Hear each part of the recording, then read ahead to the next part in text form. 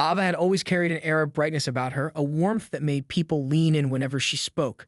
Some said it was the way her auburn hair framed her face, others claimed it was the confident arch of her smile. Eric fell in love with that glow the moment he met her at a friend's birthday party.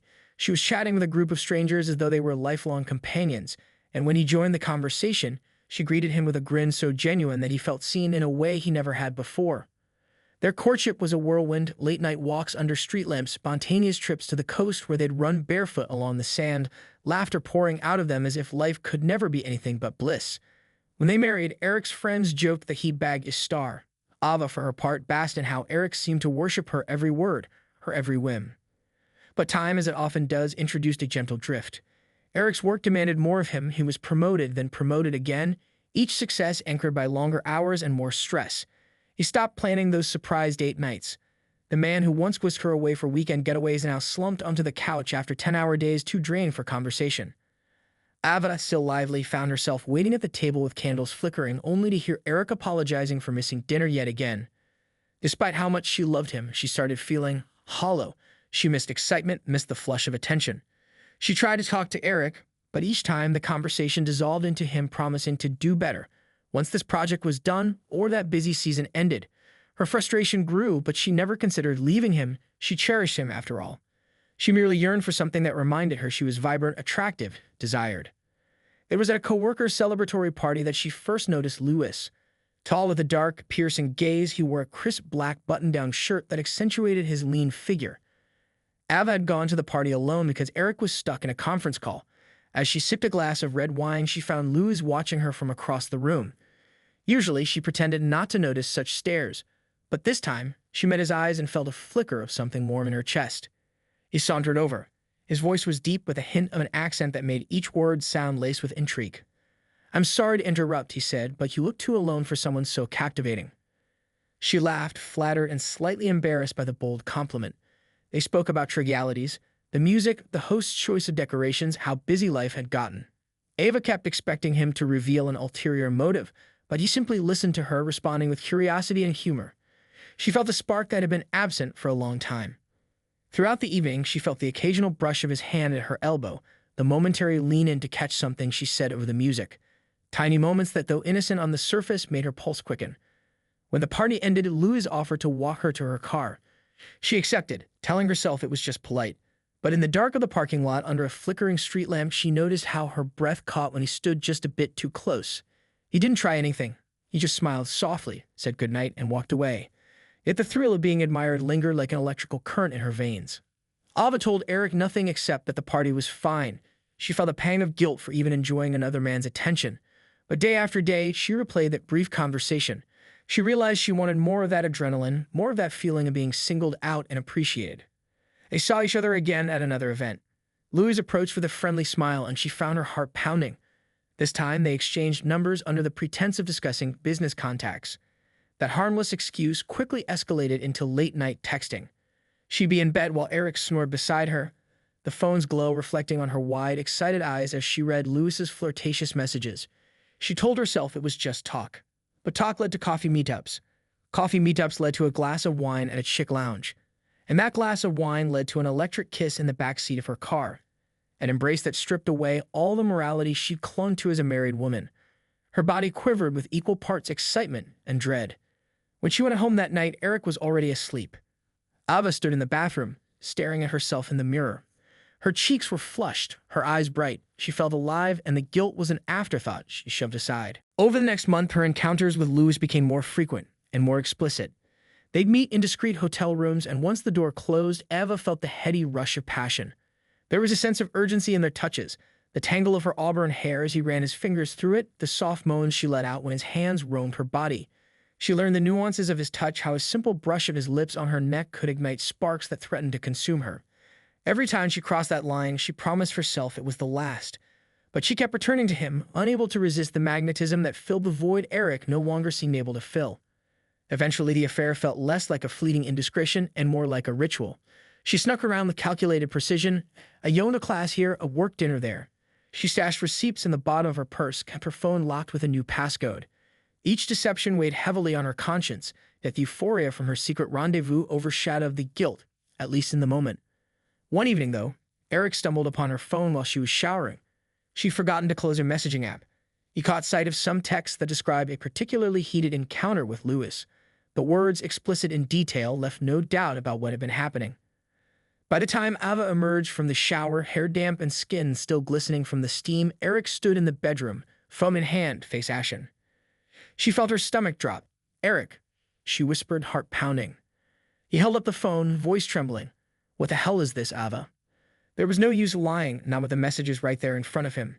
Tears sprang to her eyes. "I can explain," she began, but she knew no explanation could erase the betrayal in his eyes. The fight that followed was brutal. Anger, tears, accusations of "how could you?" "And why wasn't I enough?" She sobbed, telling him she still loved him but felt neglected, lonely. She claimed it was a mistake, a moment of weakness. But the conversation revealed that it had gone on for months, not just a single slip-up. Eric stormed out, slamming the door behind him, leaving Ava crumpled on the bedroom floor, sobbing into her hands. They separated soon after that. The heartbreak was overwhelming. Eric refused to speak to her beyond logistical questions about who would keep the apartment or whether they should inform their families. Ava felt both devastated and ashamed. She ended her affair with Lewis, who turned out to be less than supportive once the drama surfaced. In truth, she realized it was never truly about Lewis. It was about the thrill, the attention, the sensation of being desired. For a year, Ava lived alone, tortured by regret. She tried to see a counselor to figure out why she let her craving for excitement destroy her marriage. She thought of Eric constantly, his tired eyes, his stoic expression when he discovered her betrayal. She wanted to beg for forgiveness, but he'd made it clear he needed time and space. Half a year into their separation, a glimmer of hope appeared in the form of a text from Eric. It simply read, "Come with me for coffee." She didn't reply for a full 5 minutes, heart-hammering, until she finally typed, "Yes, please." In person, Eric looked thinner, more somber, but there was a gentleness in his posture. They spoke about everyday things first: work, the weather, mutual friends. After an awkward lull, she mustered the courage to apologize again, tears shining in her eyes. "I don't expect you to forgive me," she said, voice trembling, "but I need you to know I'm so sorry." Eric's jaw clenched, and she could see the pain hadn't faded. "I love you," he said quietly, "and I can't erase what you did.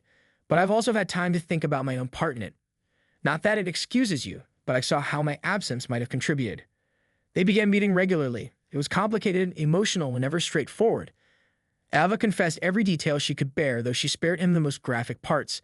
He admitted he still loved her, yet he didn't know if trust could ever be rebuilt.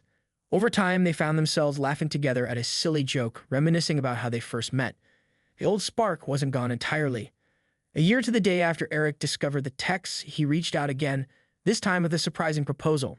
"Ava, I'm willing to try," he said, voice thick with emotion, "but only on certain conditions. We both get counseling. We communicate, really communicate.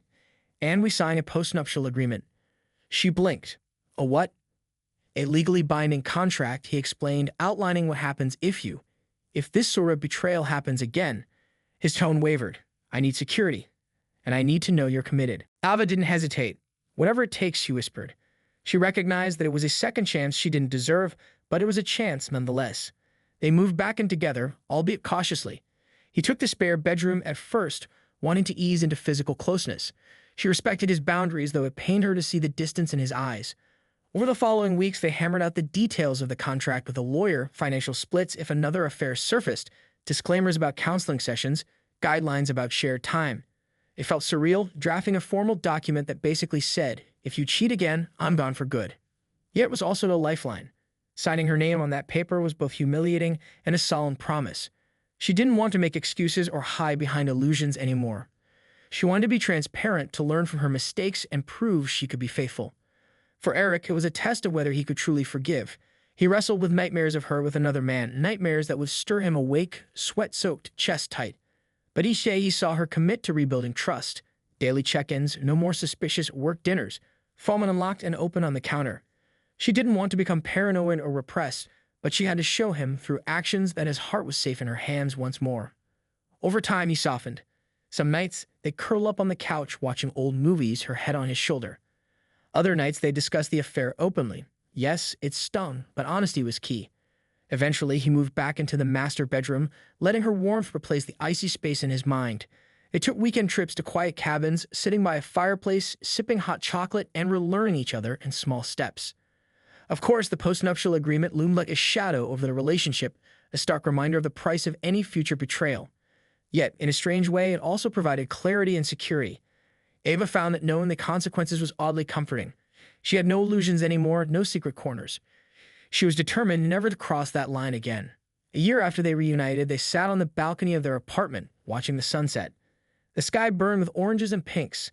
Ava leaned her head on Eric's shoulder. "Thank you," she murmured. He slipped an arm around her waist, pulling her closer. "For what?" "For giving me another chance. For believing in us enough to even try." Eric exhaled softly. "You earned it by being honest." Then he tilted his head to look at her. "Just remember, I don't want to survive this heartbreak twice." She pressed her lips to his cheek, tears threatening to spill. "I promise," she whispered. "Never again." Their marriage wasn't the carefree union it once was. It carried scars, necessary caution, a permanent postnuptial contract. Yet in those scars lay a hard-won intimacy. They had seen each other at their worst, him devastated, her guilt-ridden, and still chose to forge ahead. It wasn't a perfect happy ending, but it was a chance at renewal, built on the vow that sometimes forgiveness can bloom if nurtured with honesty and unwavering commitment. And so they moved forward hand in hand, determined never to let betrayal creep between them again.